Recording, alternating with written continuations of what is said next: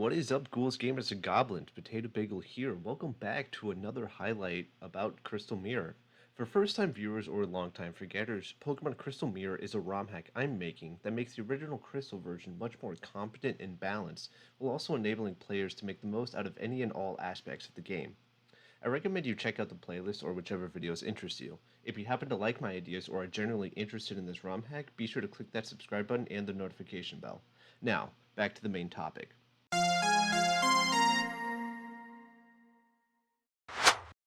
Growing up, my very first Pokemon game was Heart Gold, so naturally Johto has a soft spot in my heart, despite its flaws. I loved the scenery, the splash art, the Pokeathlon Dome, and even figuring out the physical special split on my own.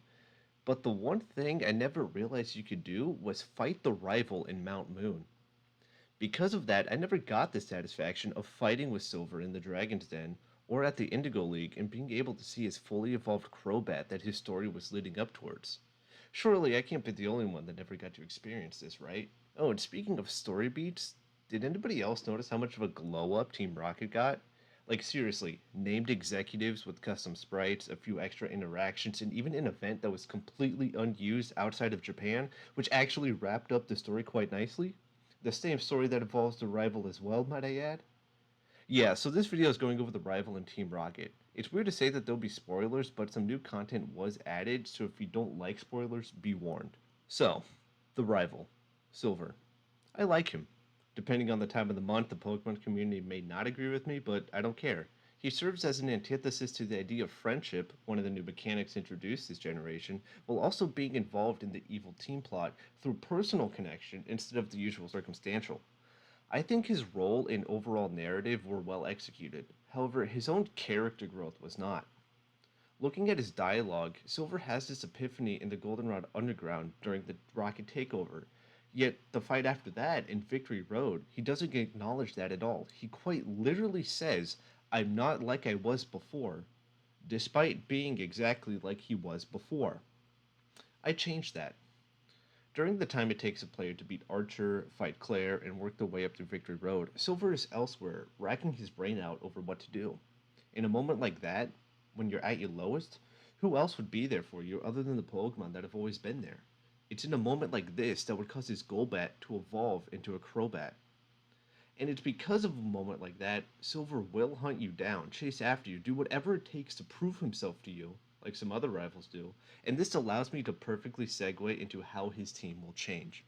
Overall, his team is not that different, but different enough. I got this idea from the manga and it just makes sense, especially since he uses it to steal the other started Pokemon from Professor Elm, and that is for Silver to already have a Sneasel.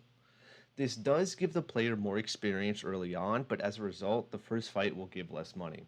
Not really much of a, difference, but it's whatever.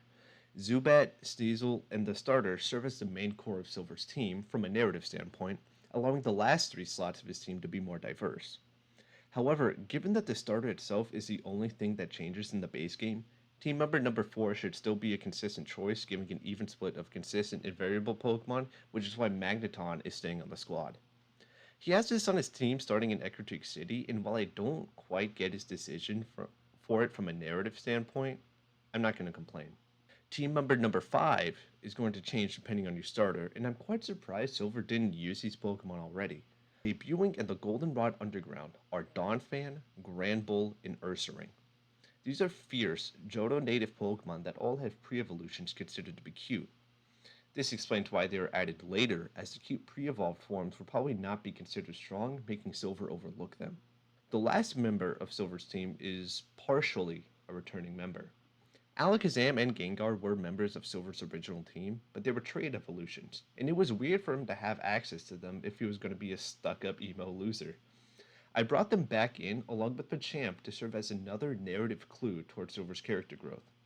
While the trade requirement for these Pokemon to evolve has been removed, narratively they are still considered trade evolutions, meaning that at one point, Silver asked another trader to trade in order to evolve these Pokemon. With these new members, Silver shows up to Victory Road with a competent and diverse team that satisfies his character growth, and on top of that, he's actually okay with losing. This allows for the Mount Moon fight to be more of a nice surprise as opposed to a well. And after this fight, he starts to get his confidence back, and the next time you see him is when you go back to challenge the Elite Four. Now, at the time of recording this, there are no Elite Four rematches yet, but I am working on it. His interaction here still has his vanilla dialogue, which I think is fine, as it demonstrates that he fully overcame the hurdle that was his methodology and is once again back as a confident trainer. Shifting over from the rival to Team Rocket, this really isn't as exciting. The Rocket executives now have names matching their HCSS counterparts, although they don't have custom sprites, to which I'll see what I can do. Because there is no Team Rocket interaction in the Aquatique Dance Theater like there is in the remakes, I decided to set up a new interaction in Cianwood City. For this, I placed a cave near where the entrance of Route 46 would be, with Proton heading a small group. In the remakes, Proton runs the Slowpoke Well operation, but I decided against placing him there as that is his one and only interaction before the radio tower, and it makes him kind of seem like a chump. My idea behind this placement was to make sure that Team Rocket could have influence on the west side of Johto, potentially serving as a camp should they ever decide to venture into the World Island for Lugia. On top of that, the cave itself serves as an opportunity to get some of the water Pokemon that are typically only found rarely or with a rod. This also helps to have three major interactions before the radio tower takeover. From here, the story is essentially the same. In the post game, not much of Team Rocket is seen outside of Mr. Bye Bye A Go Go. This character is a Rocket Grunt that doesn't get the memo about them being disbanded. It's a nice story beat that makes sense, yet it's such an awkward finale for Team Rocket. So, I added one last story beat based off of the HCSS Celebi event. I can't quite do the time travel shenanigans present in that event, but I can at least create an interaction with Giovanni. After getting access to Mount Silva, you'll get a call from Professor Elm saying there was a letter for you. This letter instructs you to go to the cave inside of Tojo Falls where you'll meet Giovanni. When meeting Giovanni, you'll fight him with the similar team he had in HCSS, then he'll start monologuing. My goal here wasn't to create a Giovanni who wanted to join back with Team Rocket, which in my opinion completely undermines the work done by Red in the original games, but rather the Giovanni that was utterly defeated by Red and reflected as a trainer. This is the Giovanni that regrets not being there for Silver. Talking in hindsight, he challenges you to test your worth, not show you up. This is the Giovanni that explicitly tells you to catch the other legendary Pokemon, which I have now made available by the way, just to fight Mewtwo with. How's that for a finale? So yeah, that was a lot to unpack.